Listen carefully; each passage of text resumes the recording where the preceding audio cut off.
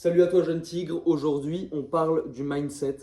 Je vais te donner une idée que j'essaie de garder le plus souvent à l'esprit parce que c'est une idée qui te permet d'avancer, qui te permet de progresser dans ta life et qui te permet de te donner toute la motivation et la force qu'il faut pour euh, mener ta vie à bien, pour faire les choses difficiles, pour rester discipliné, pour traverser les tempêtes, pour progresser dans ta vie encore une fois. Et ce, que tu sois en rétention séminale ou simplement sur un chemin qui te mène vers la meilleure version de toi-même, vers ton potentiel maximum.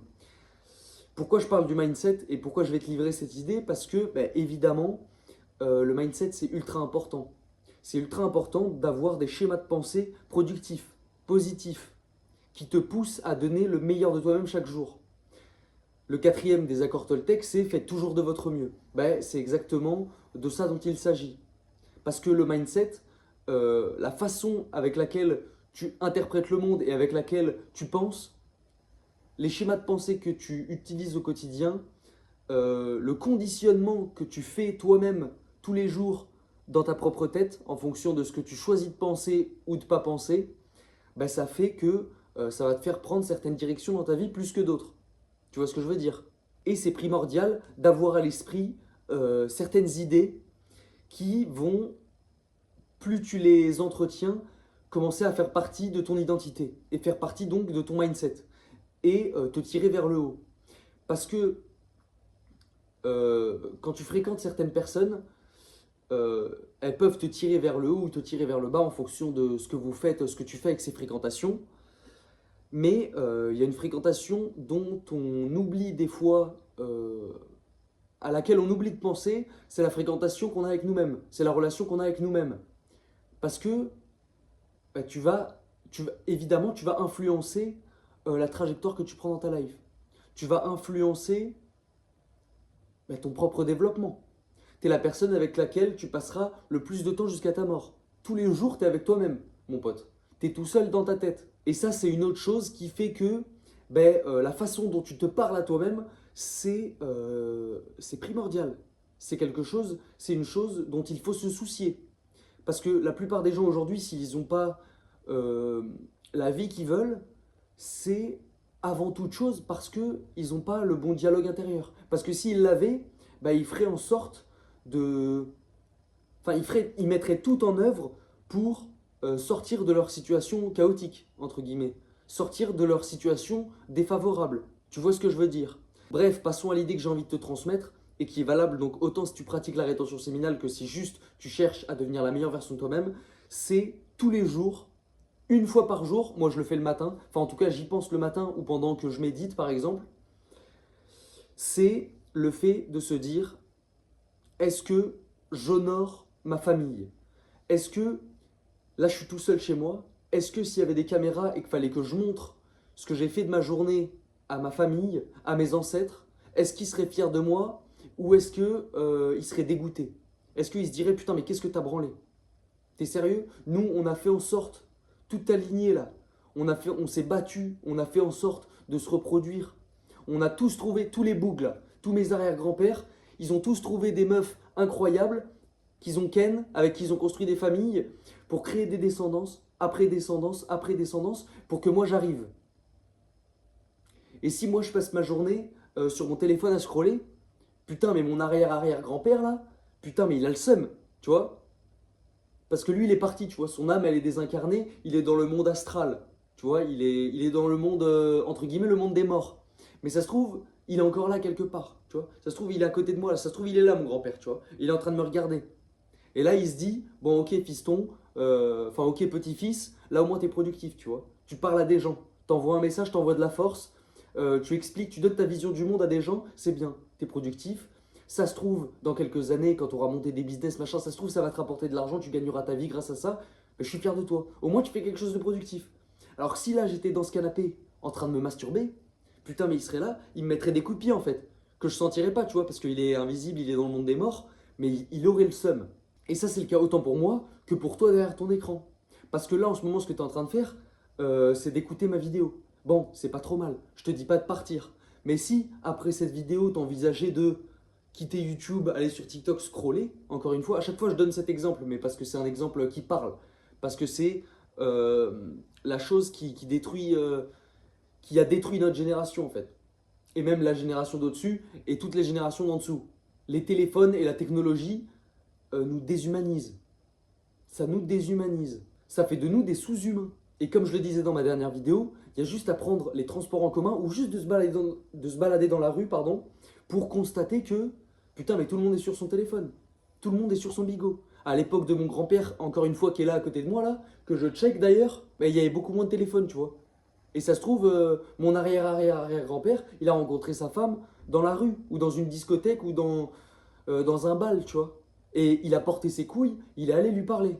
Parce qu'à l'époque, il y avait moins cette barrière entre les humains, tu vois. On était plus interconnectés tous ensemble. Aujourd'hui, la technologie fait que ben, ça crée une distance. Ça crée une distance entre nous. Et c'est beaucoup plus compliqué aujourd'hui, en tout cas c'est ce que j'ai envie de croire, mais c'est ce qu'il faut essayer de... Enfin, il ne faut pas trop penser comme ça, parce que tout dans la vie, peu importe ce que tu penses, si tu te dis que c'est compliqué, forcément ça le sera. Alors que si tu te dis qu'il n'y a rien de compliqué, c'est simple, et je peux passer au-dessus de ça, bah ça le sera aussi. Tu vois ce que je veux dire?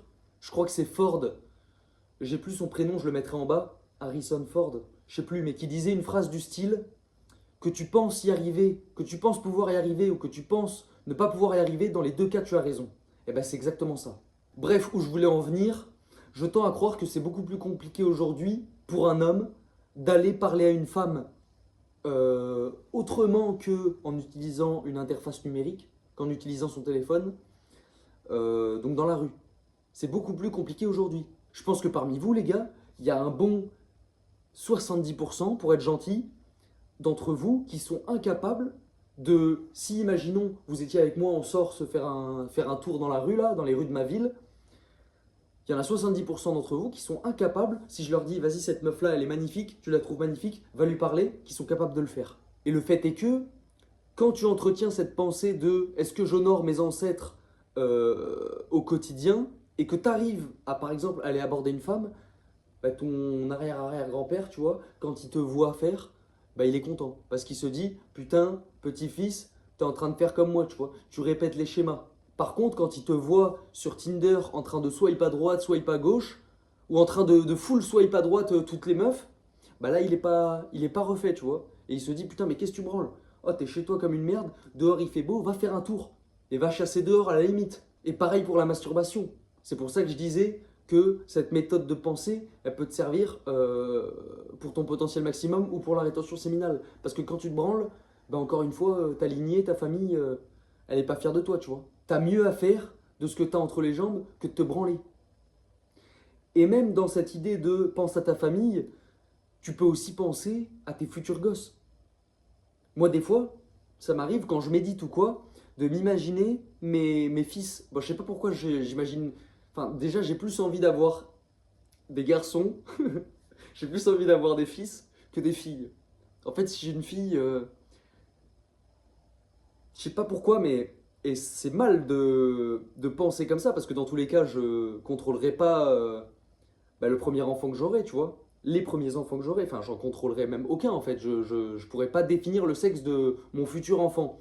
Mais je sais que si c'est une fille, va y avoir une petite déception. Et c'est mal, parce que je vais l'aimer autant que si c'est un fils, tu vois.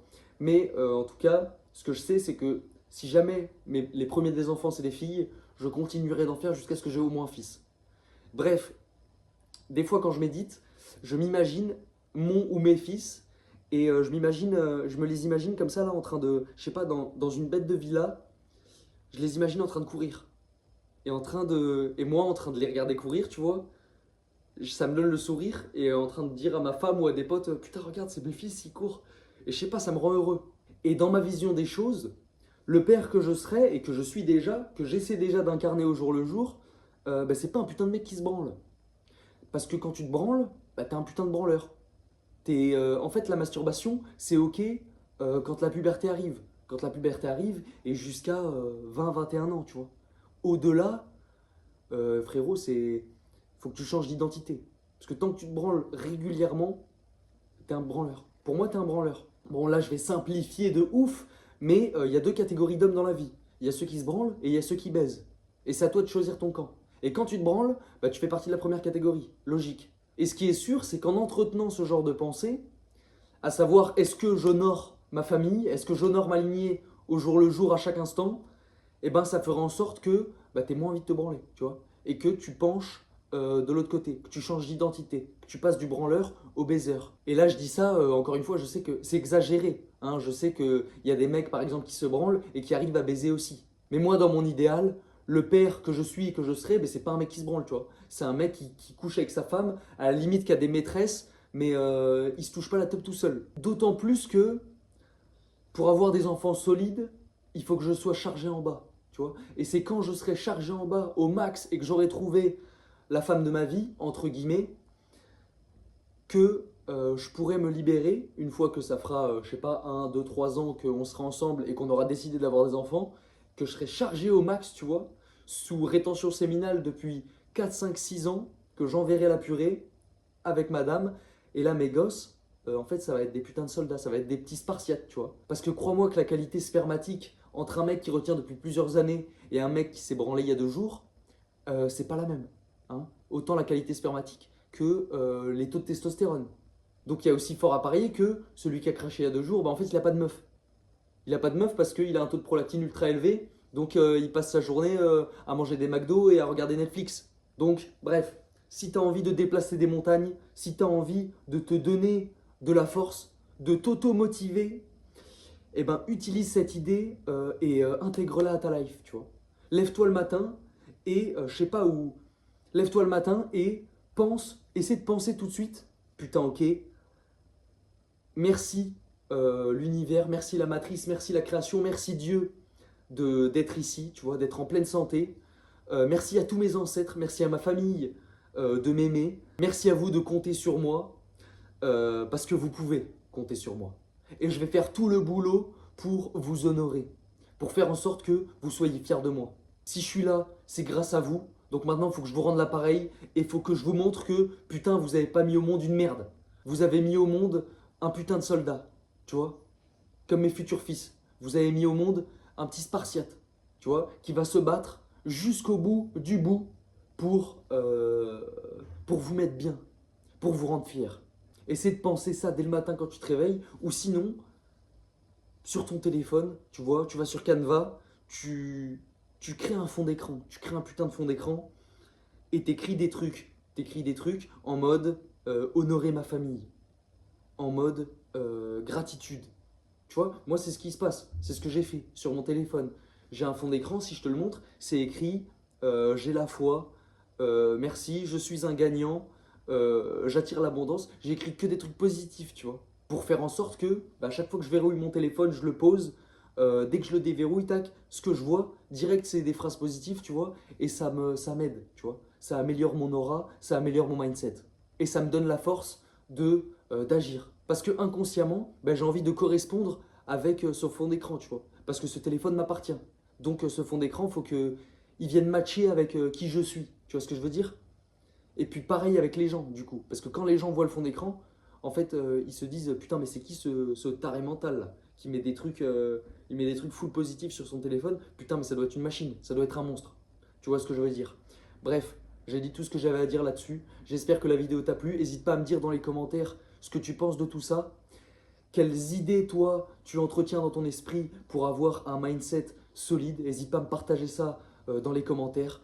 Va checker également le premier lien en description si tu as envie de te débarrasser de ton addiction à la masturbation et aux films pornographiques. Donc finalement à t'aligner sur ton potentiel maximum parce que bah, la première étape c'est de maîtriser tes pulsions, de maîtriser tes bas instincts pour atteindre la meilleure version de toi-même. Donc n'hésite pas, premier lien en description. Là-dessus, je te remercie d'avoir regardé la vidéo. Je t'invite à la liker et à t'abonner. Ça fait toujours plaisir. Et puis comme ça, tu pourras suivre bah, le reste de l'aventure avec moi. Et là-dessus, bah, je vous fais des bisous les gars et je vous dis à la prochaine.